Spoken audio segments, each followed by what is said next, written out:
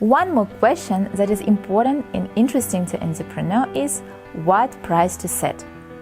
One way of setting right price is through bargaining and negotiation.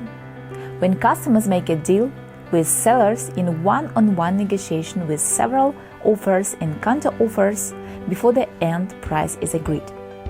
The best example of that is street markets. Other way of determining prices is through auctions, such as things sold on online trading floors like eBay in the USA, Agora.kz in Kazakhstan, which have their own trading rules. They also, both sides know each other's valuation of product and come to the end price together.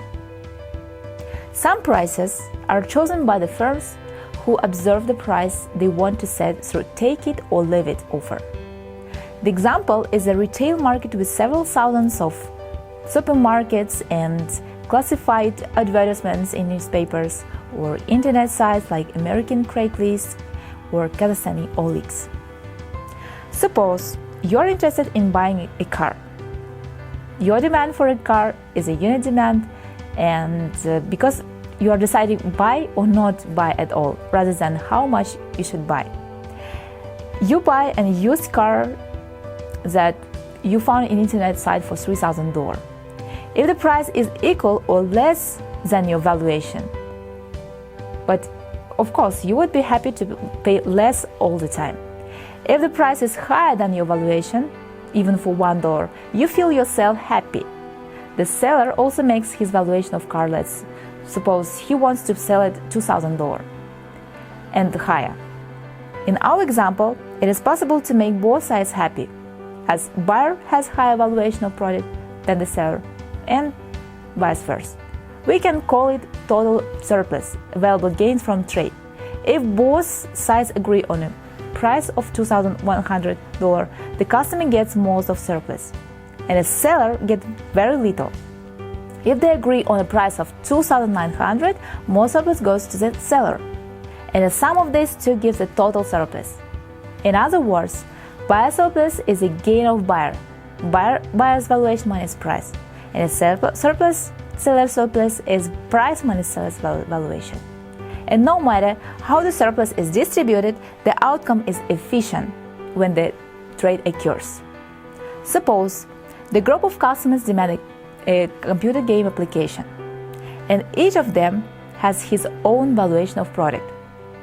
If some people are ready to pay $70 for this application, others might be willing to pay less. And this difference occurs because of such factors like income, how much they play different games, what equipment they own, and so on. We add the unit demand curves of each individual and get the entire market demand curve. For instance, if one person is ready to pay $70, but another valuation of product is $66, then at the lowest price of $66, there will be 2 units demanded. If the third person willing to pay $63, then at this price there will be 3 units demanded in the market. The same with supply of firms or seller's side. If 23 is minimum price at which there is only 11 firms who are ready to sell their products, then we combine this demand and supply curves and set the price at which these 2 curves meet. This point also gives us an optimal quantity of product to produce.